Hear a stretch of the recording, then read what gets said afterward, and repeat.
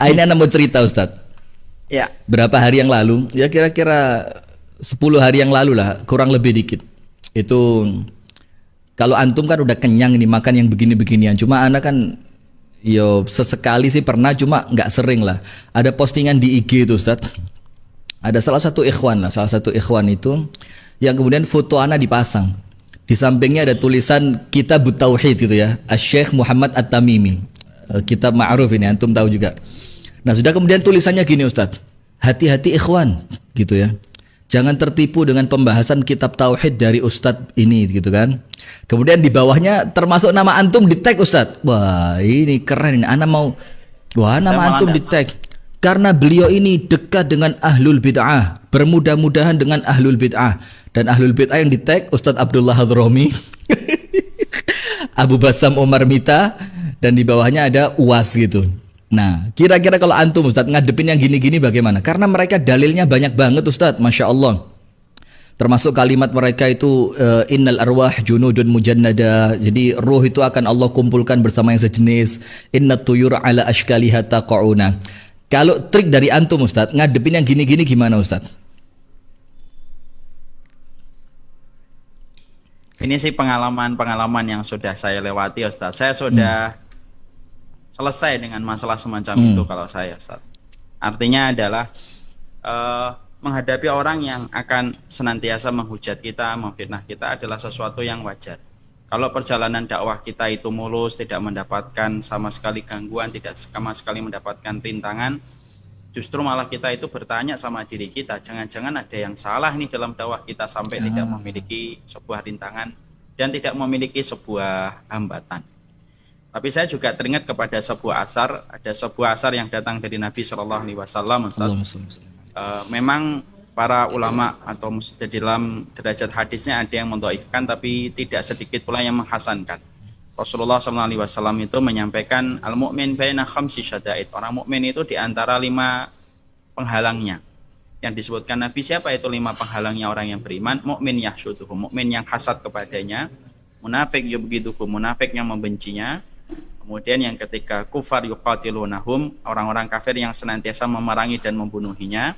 Wasyayatin tudilluhum, setan yang senantiasa menyesatkan. Wal ahwa tunazi'uhum, dan hawa nafsu yang menyeret kita. Ini itu ritmenya selalu akan kita temui dalam kehidupan kita Ustaz. Siapapun itu.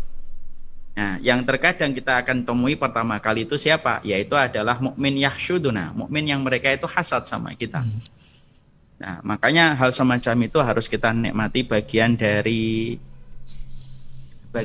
penak-peniknya dakwah Ustaz. Kalau dakwah itu gampang namanya bukan dakwah, itu namanya ngajar kuliah di mata fakultas umum yang mana tidak memiliki hambatan. Kan kita bukan ngajar, kita ini mengajak kepada yang hak.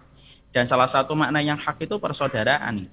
Saya tuh heran terus terang Ustaz, hari ini itu orang yang mengajak bersaudara itu seakan-akan tidak mengerti sunnah, orang yang ngajak musuhan sama orang yang beriman itu seakan-akan mewakili sunnah. Padahal semua ayat-ayat yang saya dapatkan, semua hadis yang saya dapatkan menyuruh kita saling bersaudara sesama ahlu sunnah, sesama orang yang beriman. Nah, kecuali orang-orang yang telah menyimpang dalam pokok-pokok akidah. Contohnya sebagaimana orang yang mengkafirkan para sahabat, orang liberal, orang pluralisme. Dan orang-orang yang semacam ini yang membuat tulisan kepada antum, ngetek nama antum itu, ngetek nama saya, kadang-kadang lebih sibuk untuk melihat kepada kita, menjatuhkan kita. Tapi orang-orang yang jelas menyuarakan pluralisme, sekulerisme, malah tidak pernah mereka hujat, malah justru selamat dari lesan-lesan mereka. Jadi ya kalau bahasa anak-anak muda, enjoy your life. Ini Masya Allah.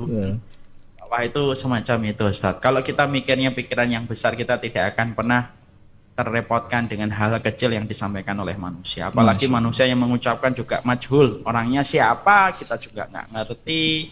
Ilmunya dulu belajar di mana kita juga nggak paham.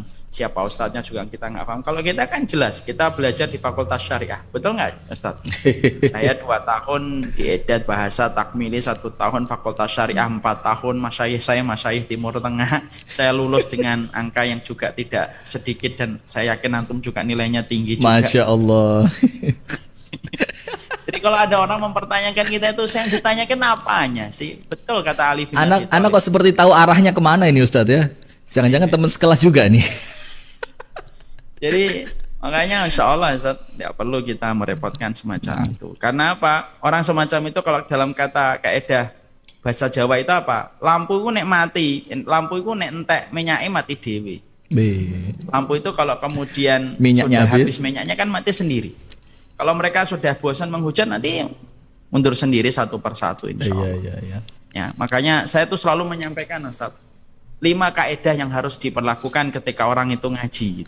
Mungkin antum pernah dengar gitu, dan saya yakin antum pernah mengkaji. Pertama, menentukan standar kebenaran itu bukan kepada kelompok tetapi kepada sifat dan karakteristiknya. Kalau mengembalikan kebenaran kepada kelompok, ya gaya-gaya semacam itu akan banyak. Yang kedua, yaitu adalah jangan fanatik buta. Kan fanatik buta muncul pertama kali dari kalangan Yahudi. Lalu su'ul khuluqi yu'ti, penyakit buruk nular, sampai akhirnya kaum muslimin mereka fanatik buta. Dan ironisnya, orang yang paling mengaku itu biasanya orang yang paling bermasalah, Ustaz. Orang yang mengaku paling NKRI biasanya paling bermasalah juga. Orang yang paling mengaku paling Islami ya biasanya paling bermasalah. Masya Allah. Kan, orang yang paling sunnah biasanya banyak sekali masalah yang ditimbulkan. Kalau sudah mengaku-ngaku dan mengklaim dirinya sendiri, padahal pengakuan dari umat tidak memberikan testimoni yang semacam itu, hanya klaim sepihak saja. Iya. Makanya jangan fanatik buta. Yang ketiga, jangan jadi khawarij lah kalau kita ngaji. Khawarij itu apa? Sifat khawarij itu kalau disampaikan oleh Imam Ibnu Taimiyah banyak, Ustaz. Setidaknya ada 3 poin besar yang dimiliki pada sifat khawarij itu. Kata beliau dalam kitab Al-Khawarij Inda Ibnu Taimiyah. 1, mereka gampang memvonis, mereka gampang untuk menyesatkan. Ya, sebagaimana kita melihat pada zaman Rasulullah SAW. Bagaimana Rasulullah SAW dikatakan inna hadhihi lakismah ma'adala fiha wa la yubtagha bihi wajhullah. Seorang nabi itu divonis tidak adil dan tidak ikhlas karena Allah.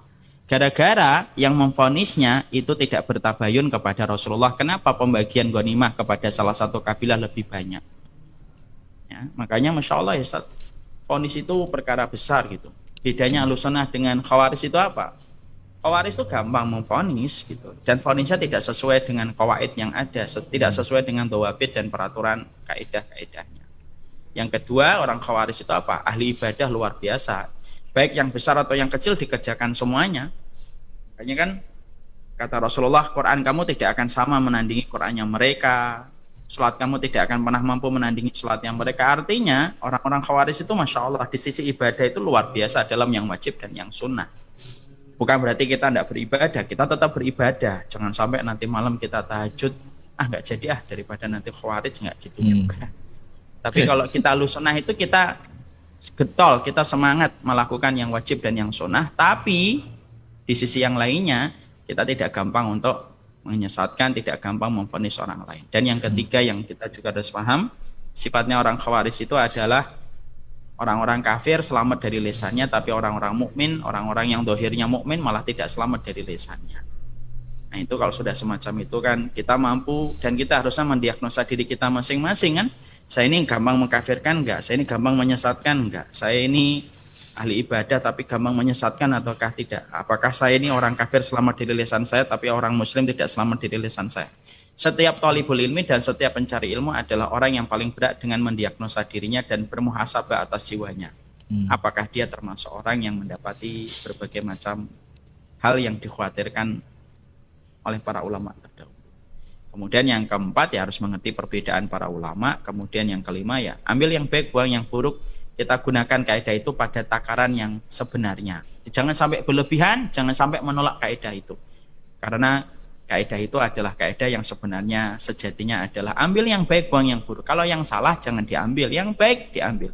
Bukankah Ibnu Qudamah mengambil kitabnya Imam Al-Ghazali, Ustaz? Betul nggak, Ustaz?